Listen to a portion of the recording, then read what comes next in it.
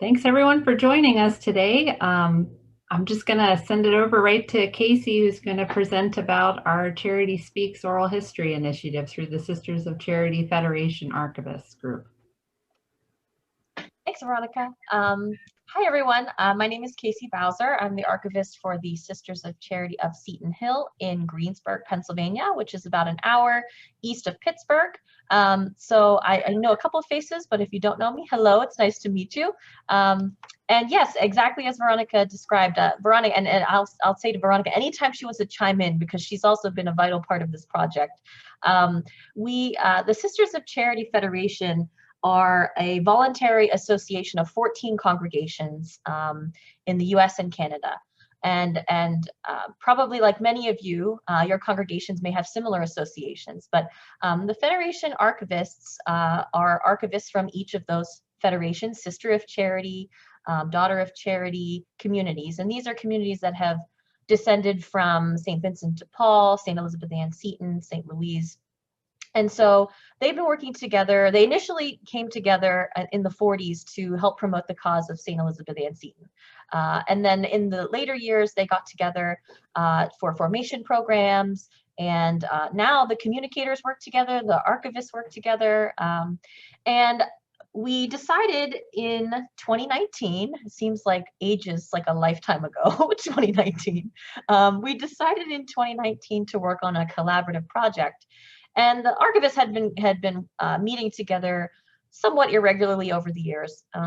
But at that time, there were kind of two things that happened that spurred this project.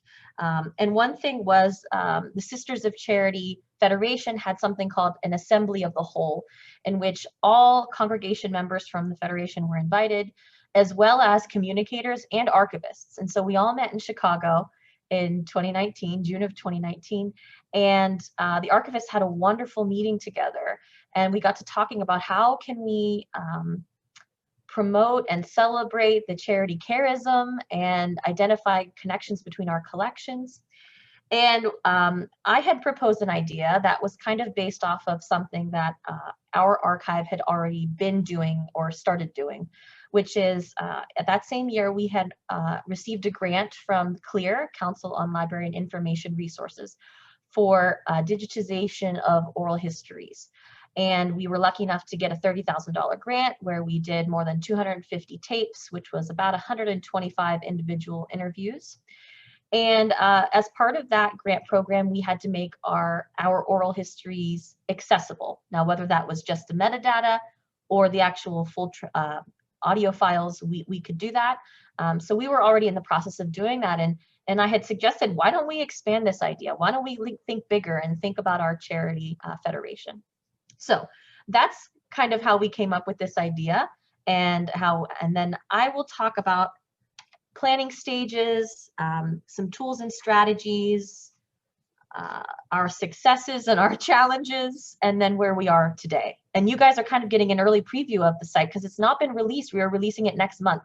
So you guys will get the first look at this website that we've created.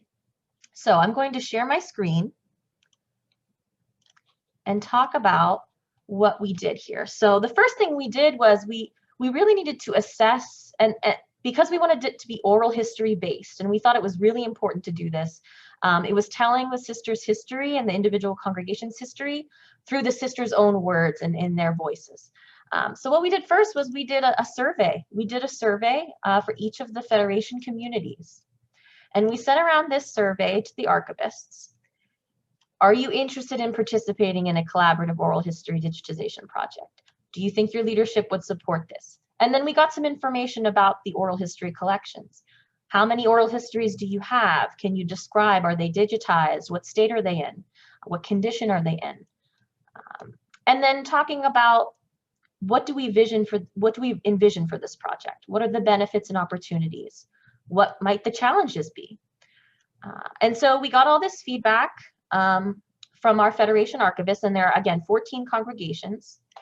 And we collated the responses, and this is what we got. Were they interested? A number of them were interested.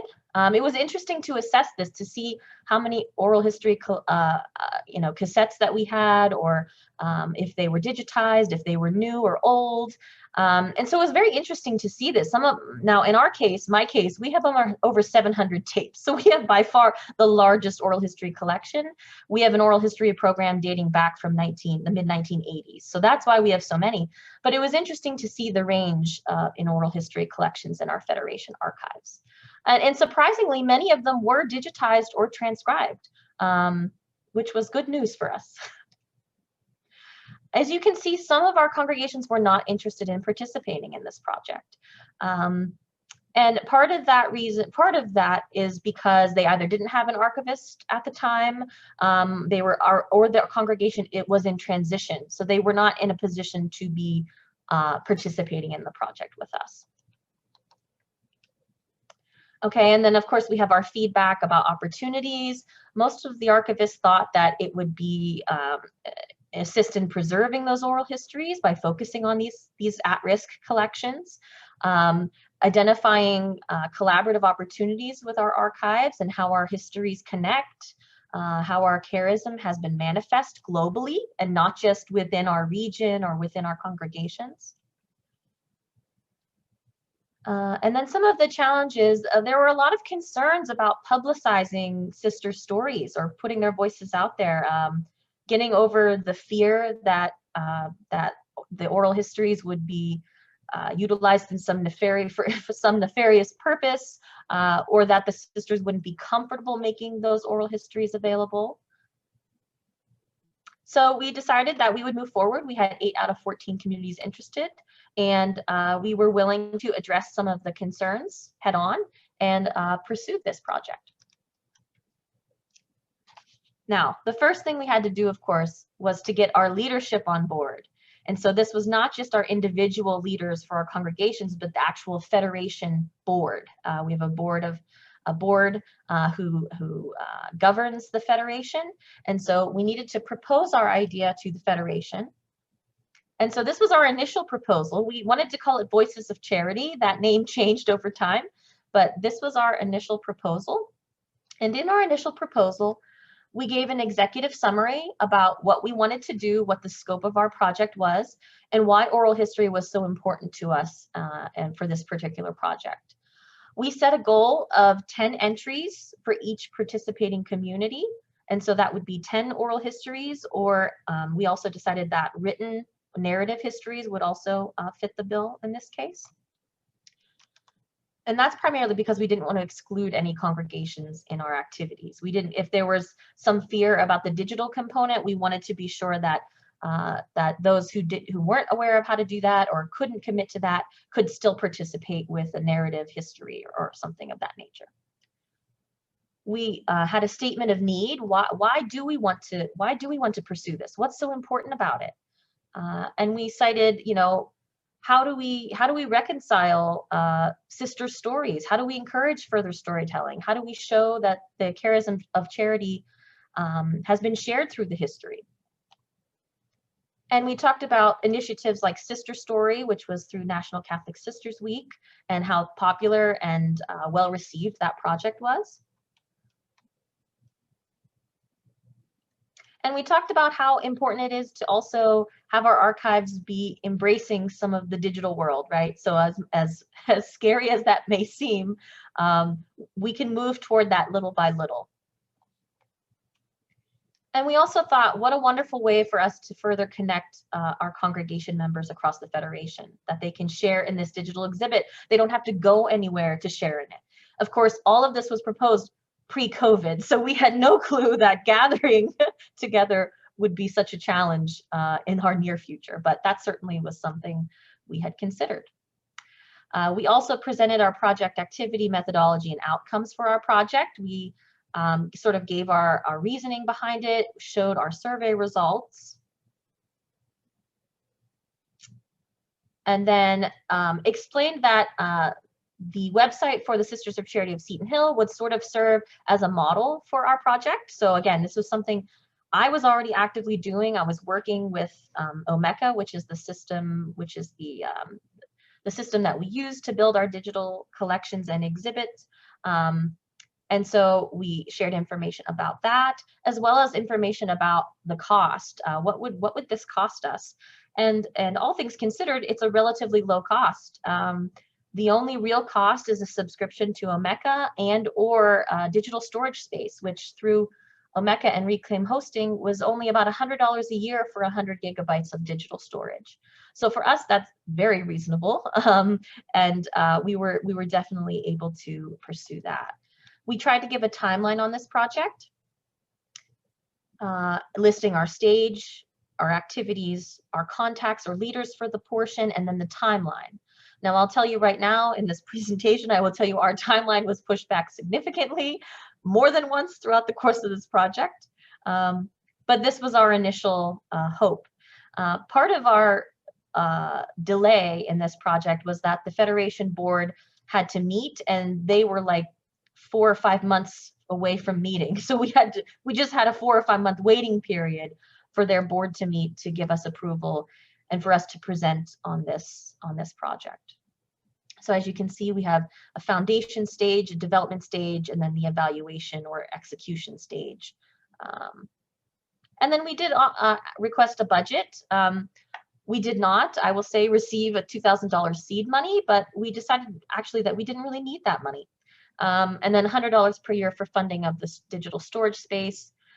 We were also advocating for yearly funding for our archivists to meet in person, or at least so that the leaders can recognize we need that opportunity, and then that we would perhaps pursue grant funding in the future, either for this project or another. So this was our proposal, and when we presented it to the Federation board, they loved it. They loved the idea. I think their primary concern, again, was, confidentiality, making sure sisters approved that those oral histories could be made available, or if they were deceased, that they had releases for those oral histories. And then also making sure that we try to include as many Federation communities as possible, that no one was left out for any reason.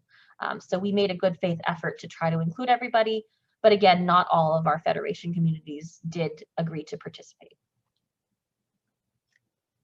Okay, so my number one kind of takeaway from this was get your leaders on board. So if you're looking to do a project like this, if you have a board you have to go to, or just your leadership, definitely go to them and explain the process. Do something similar to this proposal. Give them the summary. Tell them what you need. Tell them what your plan is. Be clear, because if they're an archivist, which most of them are not, they won't really have any clue what's involved with this. So something like this puts it all in writing, gives them kind of the facts that they need, and helps get them on board for your project. Okay. Now, in terms of tools and strategies, what we decided to do, and this was the Federation Archivist meeting over several meetings, digital Zoom meetings we were meeting over. And again, I had proposed that we use Omeka because that's what I had utilized before. And this was a presentation that we gave to the Federation board as well as the archivists themselves to learn a little bit more about what this project might look like with Omeka. So here we have a picture of our conference of Mother Seton's daughters, the Federation, later the Federation, their first meeting. And so this was a PowerPoint presentation that we gave, again, for the Federation board, as well as the archivists, to give them more information about what this project might look like. So I'm going to review that with you now. So we went over the goals. What were the goals of this project? And again, all of this is pulled from conversations we had as the archivists amongst ourselves. We wanted to promote the oral history legacy of Catholic sisters in our Federation, through the establishment of a public digital collections database. And then this time we're manifesting an actual exhibit, but we hope to contribute to it over time so that it's an ongoing initiative. We want to unite the charism of charity, talk about how charity has been, the Sisters of Charity Federation have had opportunities to spread the charism of charity globally. We wanted to build something interactive and searchable for use by historians, the general public, and then also our members of our congregation. We decided again to extend our endeavor to include written accounts as well as photographs or other archival material. We wanted to strengthen the bonds between the Sisters of Charity Federation archivists and the congregations. We wanted to embrace international ties, so you'll see that in the results of our exhibit. And we wanted to recognize the historic accomplishments of Catholic sisters in all of their various ministries. And we thought that this project would perhaps serve as a model to show that balance between protection and accessibility is possible in Catholic religious collections. As scary as it may seem, it's possible. So Omeka, what is Omeka? If you've heard of Omeka, you may already know this information. If you haven't, Omeka is a web publishing platform for sharing digital collections and creating online exhibits. It's pretty much a flexible tool that archivists can use, curators can use, students certainly have used it for projects. It can serve as a web content management system, a repository, a collections management system, or just a digital exhibit platform. And one of the reasons that I use it is because we cannot afford in-house management systems, and Omeka can be free or minimal cost. So it's simple to use, it's interoperable, it utilizes Dublin Core metadata, which is pretty useful, can be useful. It's flexible, it's open source, again, reasonable costs for paid subscriptions, and what you're paying for with Omeka is digital storage space. And so that's what you're paying for, just additional storage space. There is some community support for Omeka, and it's widely used in the field, museums, archives. This is just an example here of what it looks like when you utilize Omeka. So in terms of capabilities, you can utilize omeka.net or omeka.org. Omeka.net is the free version. It's web-based and hosted via the Omeka server. You are limited in your storage and limited in your domain name. So if you want to have a domain name, it would always have to be followed by omeka.net. But there are pre-designed templates, easy login. It's great. Omeka.org is hosted separately by an institution or a third party. You can download any number of themes or plugins to customize it. There are, again, more digital storage options. And you can choose a dedicated domain name, which is what we did. We did not choose charityspeaks.org, but we have a dedicated domain name, and we are able to do that through Omeka and Reclaim Hosting. Reclaim Hosting. Reclaim Hosting allows a single instance download of Omeka. This is kind of the back end of the website, so to speak. So again, this is where how you can choose a domain name, and there are digital storage space costs. Again, 100 gigabytes for $100 a year, very affordable. And you also can get IT support. So we had some issues. I've had some issues where, you'll try to get on the website, it says the server's down or something's wrong. You can contact Reclaim and they get down to it very quickly and can identify the issue for you, sometimes absolutely solve the issue for you. So it's a relatively easy way to third-party host a website or a digital exhibit or collection. And again, we chose this because we don't have in-house IT support. So that's one thing that I know a lot of us struggle with. We don't have that internal IT support, or we don't have the digital storage capacity, server capacity. So this is one way you can get kind of around that. I offered a sampling of websites that have utilized Omeka for oral history projects. This is one example from the University of Kentucky, the Louis B. Nunn Center for Oral History, which is a big oral history institution. And I offered a number of other examples here. These are more recent. Let's see, are you guys able to see this when it comes up? Just let me know. Okay, this is a more relatively recent example, but again, this is an oral history project, the Baltimore Uprising.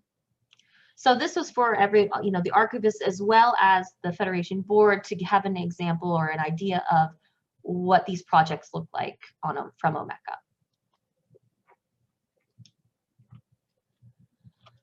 And Omeka, of course, has exhibit building capacity. And again, here's just an example of what that looks like, metadata for your exhibit.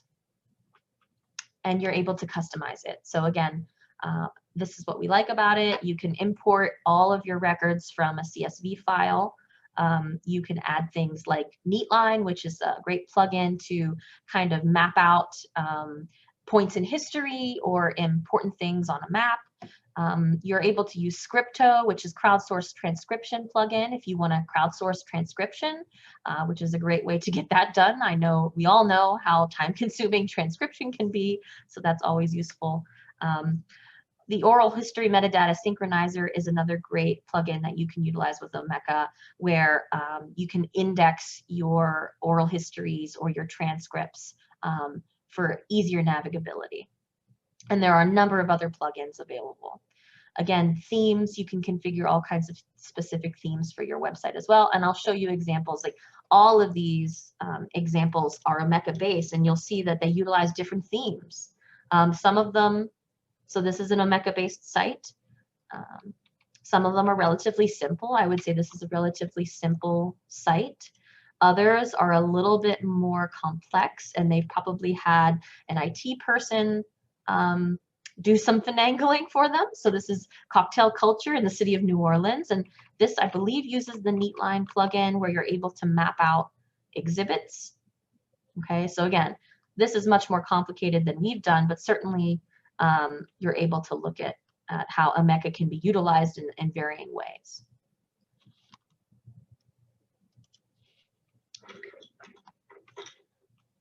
And we reviewed with the archivist that Dublin Core metadata is what's utilized on Omeka. So we did review all of these Dublin Core elements. We did not utilize every single one, of course, but we focused on some of those metadata fields. So we looked at our planning stages. So what are our primary goals? We kind of reviewed those already. Who is our primary audience? What sections do we need for this website? And you'll see when I show you, we need items. So these are individual files or archival material. We need collections, so that's Sisters of Charity of Nazareth versus the Daughters of Charity, versus, and each of them having their own specific collection. Exhibits, what do we want to do exhibits about? Of course, we're focusing on oral history right now, but thinking about into the future. And then some about information where we give a general history of the Federation, talk about all of the archives, and where the contact information for each of those archives. What Dublin Core fields do we need? Do we want a controlled vocabulary? Do we want standard keywords or tags? What plugins or features do we think are necessary to utilize Omeka? These were all things we needed to consider as we moved forward. And again, this is kind of a wrap up, but some of the key takeaways. We need to recognize our limitations. What are our limitations? Because we do have limitations. What do we want to see from this project? What kind of outcomes do we want to have? And then giving ourselves room to experiment. This is the first time we have come together in this way and done a project like this. We need to give ourselves some room to experiment. We need to give ourselves some flexibility. And again, all of this was presented in a pre-COVID era, and we did most of this work during COVID. So we certainly had to take all of this into account over the past year and a half. Okay. Now, moving forward, we needed to look at what would our workflow look like. So let's look at this. This is a presentation that we gave about our workflow. And again, so key to all of this is scheduling regular meetings. So utilizing a simple tool like Doodle Poll or something to make sure that everyone has availability and can get together, and have a point person for your project. Have a point person, a lead for this project. Is so essential, because that's somebody who will keep on about meetings, who will keep on about answering questions, or typing up notes, or moving ahead to the next phase of the project. It's all so essential. So what did our workflow look like? Well, 3 key parts of our workflow. Digitize, first step. Get that audio file digitized. Have your written material or your transcripts ready in good shape, in good form. Have a photograph of the sister available and digitized that the oral history comes from. Make sure you're adhering to archival standards and file naming conventions. And metadata creation is the next step. So once you have all of that together, you need metadata. So we need some information about those files, about those records.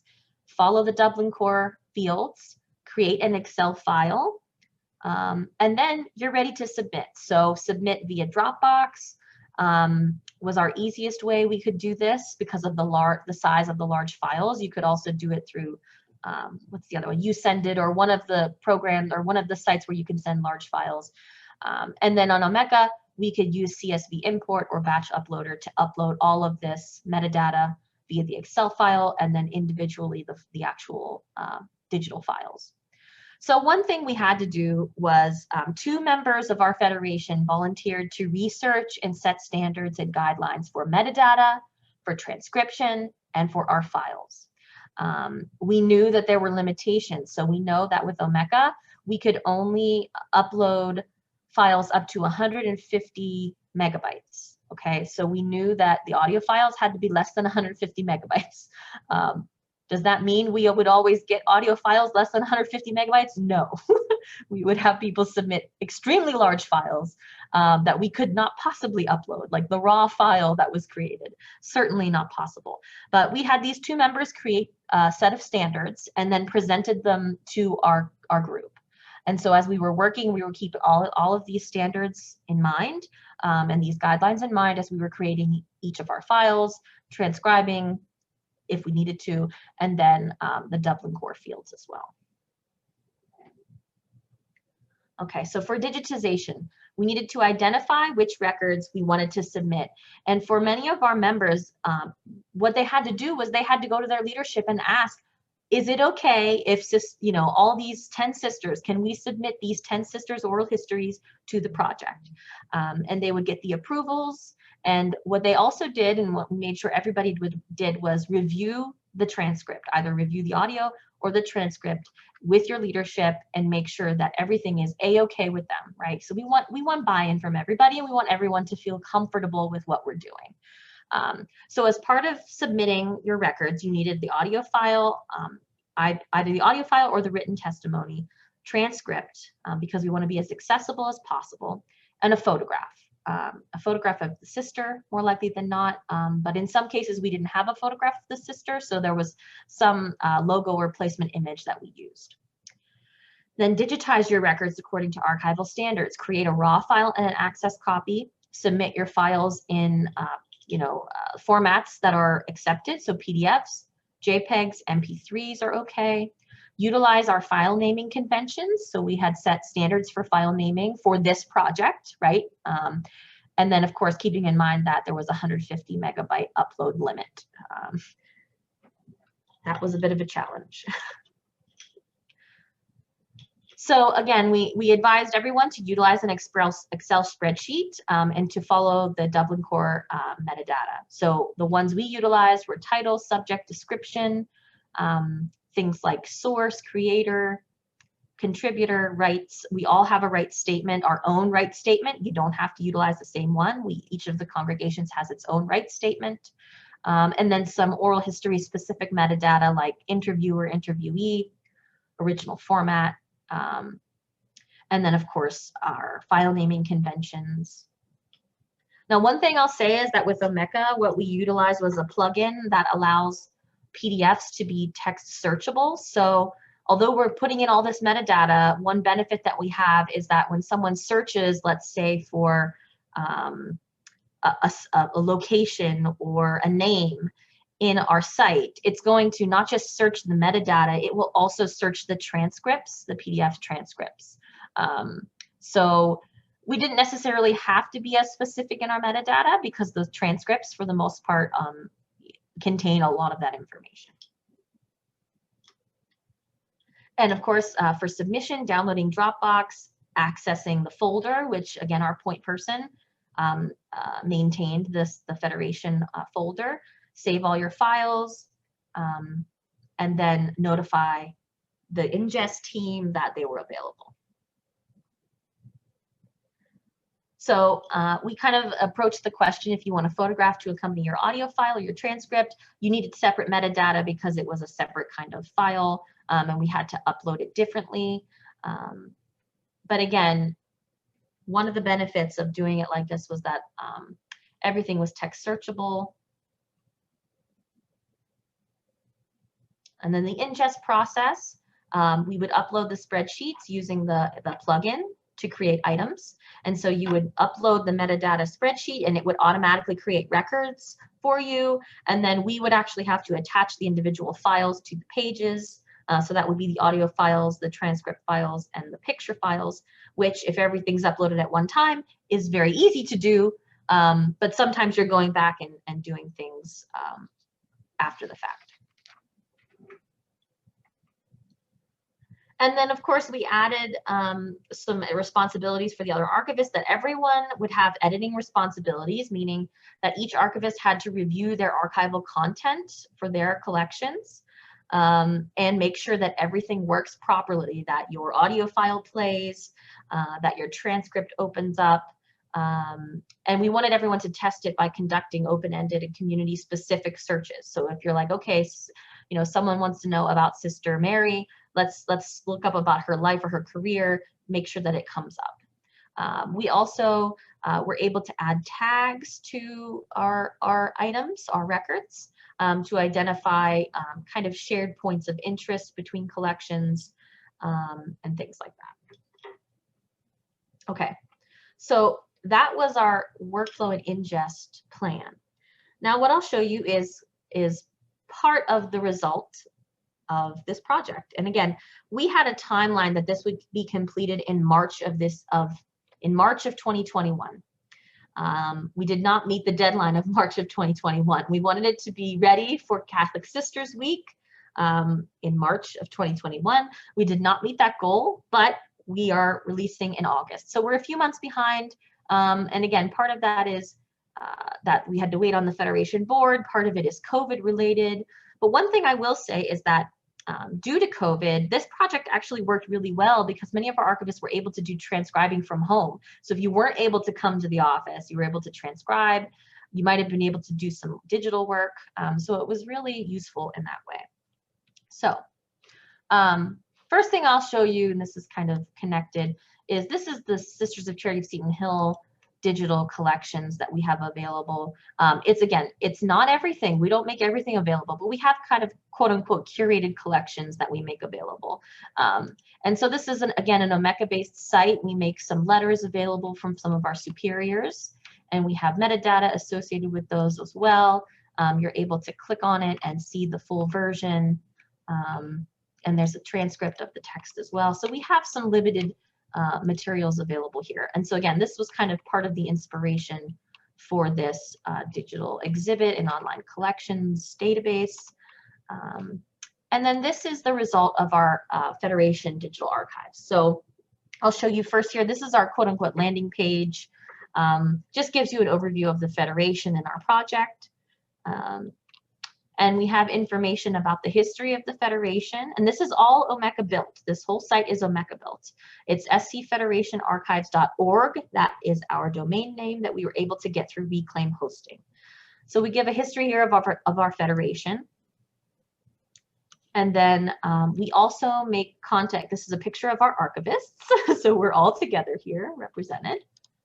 And we give contact information for each of the archives. Okay, and so some links here. If you have digital collections available, all of our participating archivists are here. You're able to browse items, and then you're able to browse individual collections of each of the communities. So if you clicked on one of these Sisters of Charity of St. Elizabeth, Convent Station, New Jersey, all of their specific collections items appear. Okay, so these are all of the sisters we have the oral histories for from the New Jersey Sisters of Charity. And this is not the exhibit, but this is what helped build the exhibit and is still fully searchable. So this is kind of the database end of things. And I'll show you here the actual exhibit end where we organize our information. So this is the Charity Speaks online exhibit. And again, this is, we give a brief introduction here that the archivists of the Federation in consultation with leadership, these stories represent the breadth and depth of the legacy in women religious archives. And so we talk about going to each of these galleries that we've chosen. So we have kind of thematic galleries. Women of the World is the first one. And again, this is not an oral history file, but it is a written history of one of the sisters from the Sisters of Charity of Nazareth. So in here, Women of the World is examples of sisters who have served extensively in foreign and international missions. And so we give a photo of the sister, we give a brief description, and this is the transcript of her life story. And then the following sister is a sister from New Jersey who describes her years in China, and it's a 23-minute audio file. Let me see if I can play this for you, get a sense.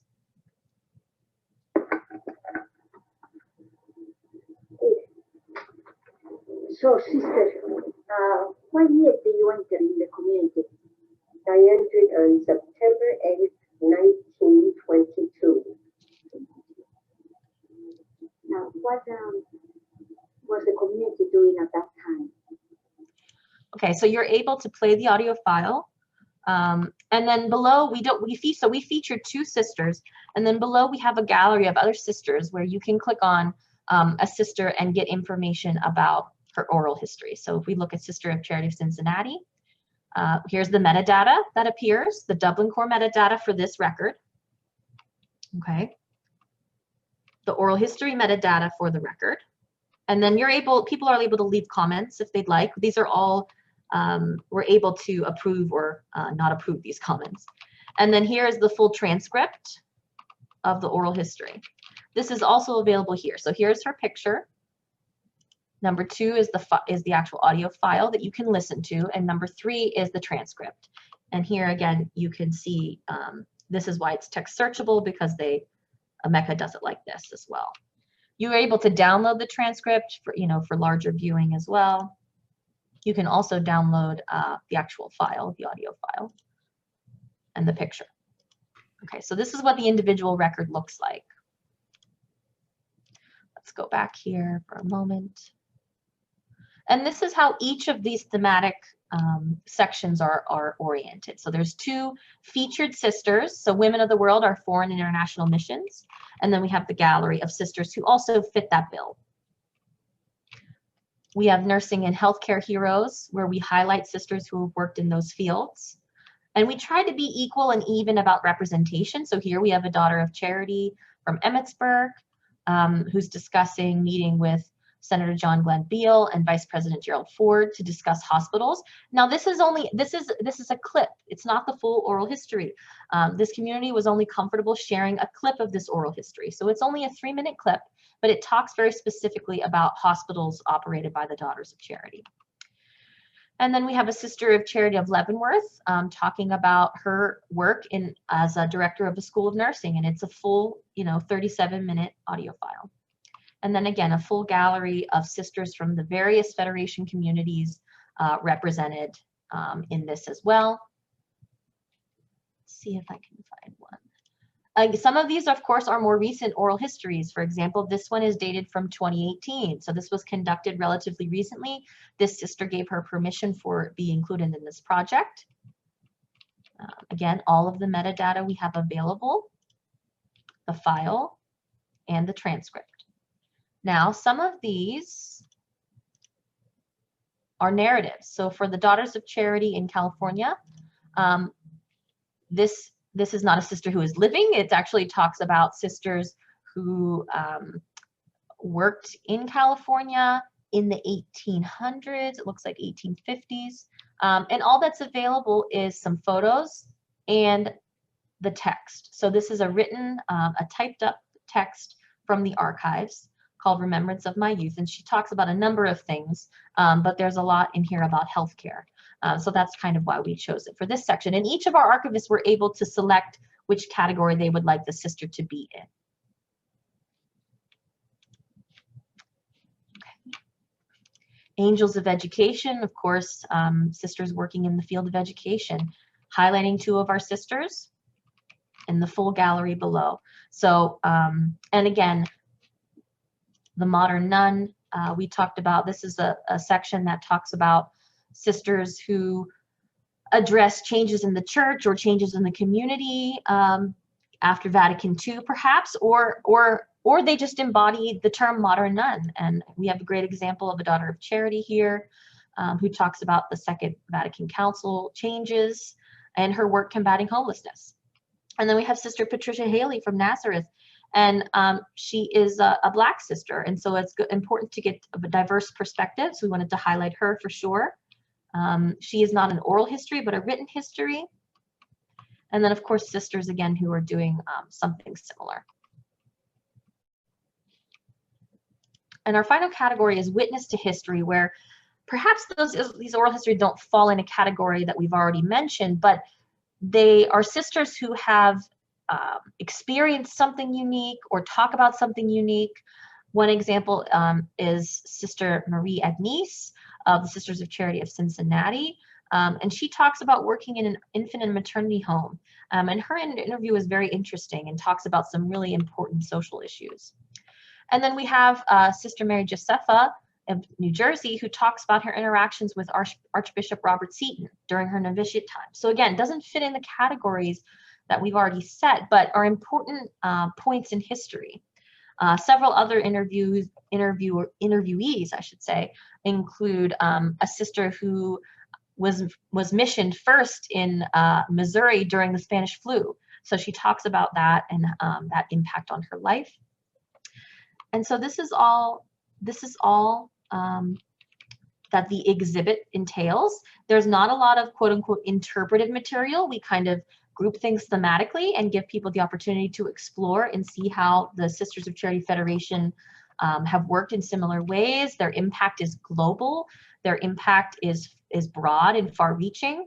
And how these sisters, although they've done things in the name of the Sisters of Charity or the Federation, they have unique and interesting stories. And they have unique and interesting perspectives as well. They all are individuals. They don't just represent the whole community, but they are individuals.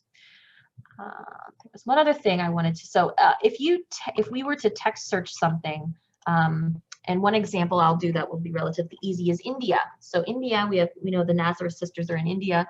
We text search India, and anything where the keyword has showed up in the metadata or in the transcripts, that item will show up. So we can see here multiple items showing up, transcripts, photographs, record files, what name you. This shows up here. So this is the result of our project. What I will say is that in terms of the challenges of this project, the challenges were many. I would say the first challenge with this project was that we needed to try to get participation from as many Federation communities as possible. And that wasn't always easy to do. There was one community that was not willing to work with us at first, but then once they saw what we were doing and realized that it wasn't as scary as they thought, it wasn't as intimidating, they decided that they wanted to be a part of it. We had communities that contributed 2 records, and we had communities that contributed 10 records. So we did not want to leave anybody out. We said, please, if you want to join us, please join us. I would say an additional challenge was setting and adhering to standards. So the vocabulary, the descriptions, and the file naming. That was all difficult for many of our archivists because it's not something that they do normally, right? It's not something that they necessarily are doing in their individual archive. So that was a bit of a challenge for us. Certainly deadlines and unexpected delays. COVID, we did not expect. We also did not expect individual issues to come up. And so some of us were unable to meet deadlines. And so there was some waiting periods involved, and being the point person, my personal things got in the way, my professional things got in the way, but we're here, we're at the end of it, we made it through. We chose to do oral history, and I would say oral history is the hardest one to do. If you're talking about a digital exhibit or even digitization period, oral history is extremely difficult because the expectation is you have not just the audio file, but you have a transcript as well. And so all of that was a challenge, overcoming that. It's very time consuming. An additional challenge perhaps was the actual not design of the website, because that's not necessarily the issue, but filling in content. So having the history, writing up some of the information, that was a little bit time consuming. But I think overall we had immense success. We've had wonderful time putting this together. I would say, especially during COVID, the collaborative spirit that we've been able to foster as a result of this project is amazing. We are looking forward to our next project. You know, we are anticipating, what can we do now? What can we do next?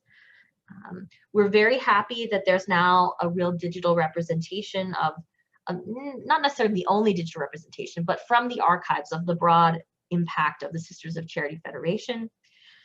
And one thing we consider a success is that we did look at oral history. We emphasized at-risk media. Okay, so several communities assessed their collections for the first time ever, this oral history collections for the first time ever. They started transcription projects. They started digitizing audio tapes. So one thing we know is that these are now digitized, and they have them in the archives, and we have them online. That's certainly been something very successful. We're very happy with Omeka that we're able to change, add, or update this exhibit, and then at any time, and that there was little financial cost. The real cost was time. What kind of time do we have? What kind of time are we willing to commit to this? Perhaps that's why it took us a little bit longer, but we were able to pull it out. And you know, a project like this, we're very happy that it can promote the value and research potential of women religious congregations, that these things do have value, that the sisters' voices and stories are essential to the history of the church, history of in many fields, in education and healthcare and social service and much more. And so we think that this project, which at this point we believe is unprecedented, that this project will hopefully serve as a model, that more congregations can look at this kind of ideal in their own realm and pursue something like this, because we think it's really important. So that's all I have for you today. If you have questions, I'd certainly be more than willing to answer. And please, Veronica, if you have anything to add, please do. Oh, no, that was an excellent presentation, Casey. I was just going to say, the only things I was going to mention is why we decided to change the website domain name is so that this would be a broader project, because, you know, Charity Speaks would very much limit it to this oral history, but we made it the SC Federation Archivist page. Now we can do other digitization projects. And so it's exciting to see where that takes us. And then this is really random, but on the individual item page, when you start playing the recording, you can hit the button to the transcript and read along, and it'll still keep playing. So that's kind of a neat piece that you might not think is going to happen when you see how the buttons are arranged, but yeah, it's really functional. Mm-hmm. Yeah, that was pretty much it. So I was going to say, if anyone has any other questions, if we can get everybody unmuted.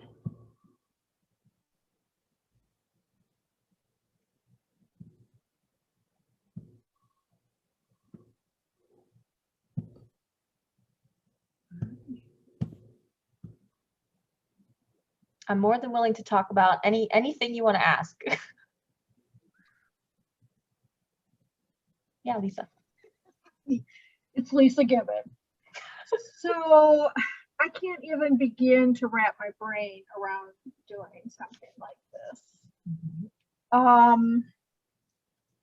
At first, when you first started talking about the project, I had assumed, wrongly of course, that it was just you and Sister Louise working away on it in your office, and that you'd created this massive, gorgeous thing. So why can't I do that, right?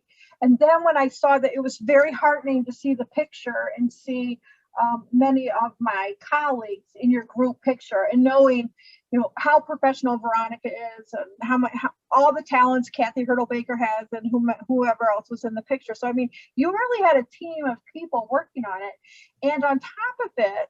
And I'm just saying all this to keep things in perspective for myself, because I don't want to leave here just feeling depressed about what I'm not doing. But I have to remember too that this wasn't comprehensive. You were, everybody was selecting. Right. That's right. And you said they were, how many materials, how many submissions was each archives? Yes, we had set the goal. We had set the goal of 10. but Okay. some realized that that was not achievable for them. So we had as little as 2 and as Okay. many as 10. Now, for example, we have many oral histories digitized because of our grant project. We have over 100, but we only Okay. contributed 10 to this project because we didn't want it to be 100 of ours and 10 of everybody else. So yeah, we wanted to make sure it was scalable for everybody. And we also, a couple of our fellow archivists have had some real issues this COVID year with accessing collections and being able to get to Sure. everything they need to get to. So, we said, we're releasing this in August, but if you want to add it in September next year, whenever you want to add your content, feel free to let us know. We will get it up there. So that's one thing we were able to do. And yes, Okay. absolutely, there was a team, throughout this whole thing, input from everybody. As I mentioned, there were 2 members that, took the lead on setting standards. I was the lead on the back end of things. So like I would take everything submitted and get it up on the site, Okay. and then send the email, hey, everybody, check your stuff. Can you do this for me now? Let me know what your edits are. And I would do it Okay. that way. So if you have somebody who's knowledgeable in that realm, that makes it easier, because then you have others who are not so comfortable, and that, that kind of takes that stress away from those. We could have said, here's a login, please go on and put your stuff, but that wasn't achievable for some of our archivists. I agree with that. I personally do not want to have to master Omeka. I mean, we're looking at it as a result of your project, so we feel really positive about it. But would you say, is it correct to say that you are the lead person in the Omeka set of skills? Yeah, for this project, yes. Now, Scott Kiefer, who is our Daughter of Charity, represents the Daughters of Charity in our federation, he also has utilized Omeka, but I think that I've utilized it a little bit more. So he knew what he was doing in that realm. But yeah, for everybody else who hasn't used it before, and that's, I think, something if you're choosing a platform. Now, you could utilize something as simple as WordPress, right, where you can build a blog or a website. If you have somebody who's utilized it before and is willing to experiment a little bit and be the point person, be the person who ingests the material and manages it, much easier, much easier. And so everyone played their role in terms of doing things on their own end. Everyone played their role in terms of editing. We had those 2 members, and Veronica also was key. She kind of also came in, and she's so quick. She learned Omeka like that, and she was going on there adding stuff. Oh, really? But yeah, she was able to catch on really quickly. But really add in a lot of work, especially in these last couple of months. But everybody has been a part of this, and part of talking about what it looks like, what it feels like, what our goals are. So it's definitely a team effort. If you're looking to do something like this on the small scale or the larger scale, definitely you want to get everybody, assess the skills of everybody. What are their experiences? What are they good at? We knew 2 of our team members volunteered to do the standards, and they're more comfortable with that. Again, so identifying those individuals who can do each step of the process. Right. And when you're looking at this, you have to scale it. You have to be flexible. Set your project plan ahead of time. You saw in our proposal forced us to think that way, right? We had to think about, what are the things we need? What steps do we need to take to achieve this? And then who's going to do it, right? Who is going to be doing each part of this? So that's why I would encourage, if you're thinking about that, doing a proposal for your leadership forces you to think that way before you start diving right in. And we actually had to present twice, right, Casey? Because the first time the board didn't understand what oral histories were, what the whole project was. And it was so surprising, because I thought it was very straightforward from the first text proposal. But then when you did more of the PowerPoint version with the visuals, that seemed to really help kind of give them the idea of what we were doing, because tell them words like oral histories and metadata. We're building digital collections. They're like, what? Yeah, absolutely.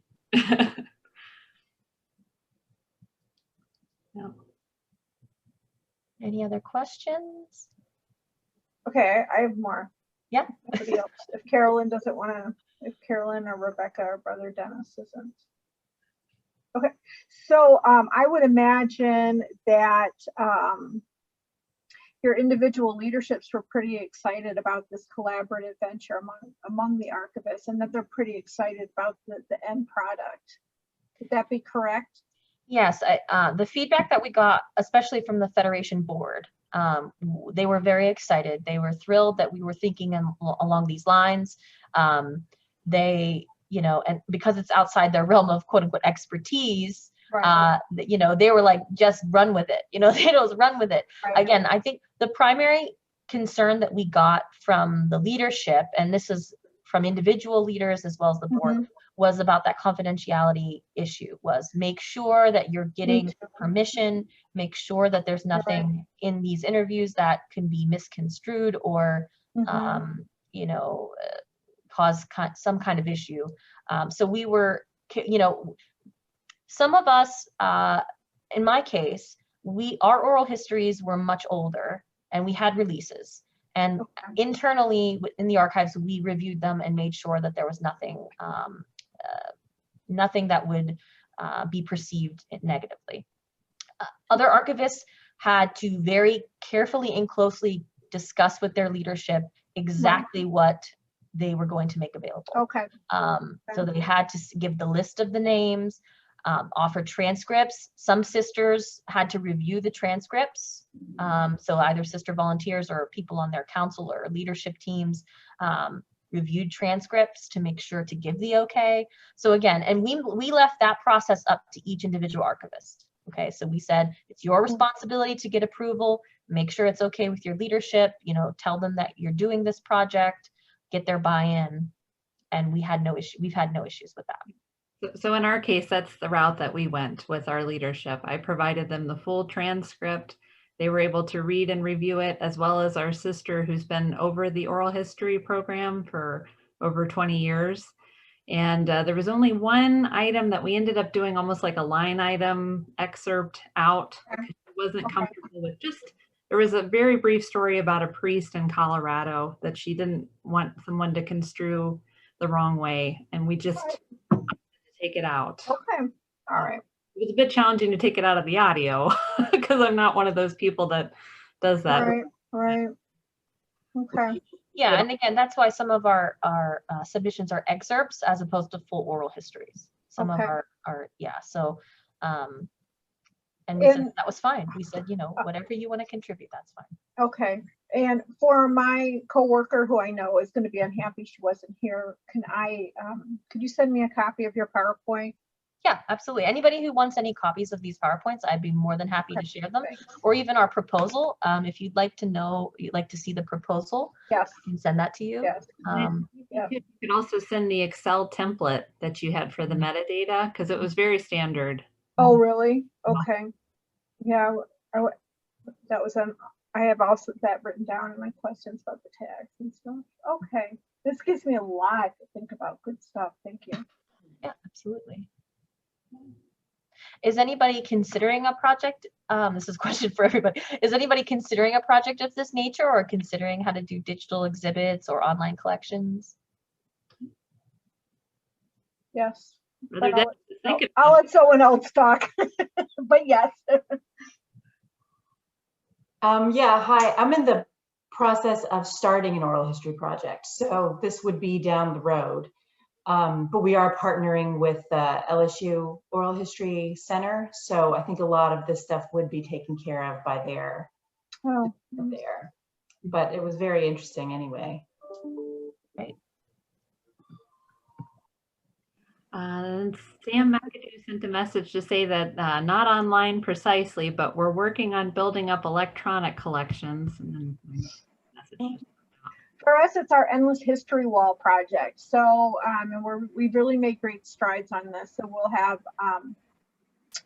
for those of you who aren't familiar, we're 7 original founding congregations that came together, and now we're one congregation of St. Joseph. And so each congregation wants its own history, but I have to have bookends of general history at the beginning and at the end for the coming together. So we've been working on these histories for the centers that want them. So I really don't want to do all this work and have them isolated at the centers when so many of the sisters aren't able to travel any longer, so they wouldn't be able to see them. So we've already been looking at Omeka for putting the results of all of that up. So doing a digital, so not necessarily oral history, but we are looking at using QR codes on our wall, so you could get an audio clip. Yeah, I'm feeling pretty smart about that. So we'll see. Well, one thing I will say that as a result of this increased collaboration, and Veronica perhaps could speak to this a little bit, but we started thinking about, okay, what about a charism-based collaborative archive? Like, okay, so we're bringing together these collections, like, is this a possibility? And so something that came out of this was, well, let's send around another survey, just sort of asking, is this on anybody's mind? Are you interested? What's your future look like? And you know, a couple of the congregations were super on board and ready to do it, and a couple were totally not. We're in very different places. So at least we know where we are now. Like, we kind of have a great assessment of where we each are in that process, or in that, you know, thinking about the future. And although it likely isn't happening, I mean, at least we know that, you know, so that's kind of the other thing. It forced us to assess our situation and look at, you know, is that something we want to do? Is it something the leadership is interested in? And we came to find out that that's not the case. But maybe that's even more reason for us to continue to do this, because if we're not going to end up together in the long run, at least what we can do now is recognize these connections with each other and hopefully maintain that relationship over time, you know, wherever our archives end up, however we're connected or not connected. This is kind of a great way to still maintain that connection. Mm-hmm. And Sam's just about to leave. He said he just wanted to thank Casey for hosting the webinar, and he really appreciated all really the interesting. Thank you so much, Casey. Absolutely. If anybody has questions, or if you want any of my visuals or PowerPoints, please send me an email. I can send them to you. Okay. Alrighty. Thank you so much. Guys, thanks for joining us. Have a good afternoon.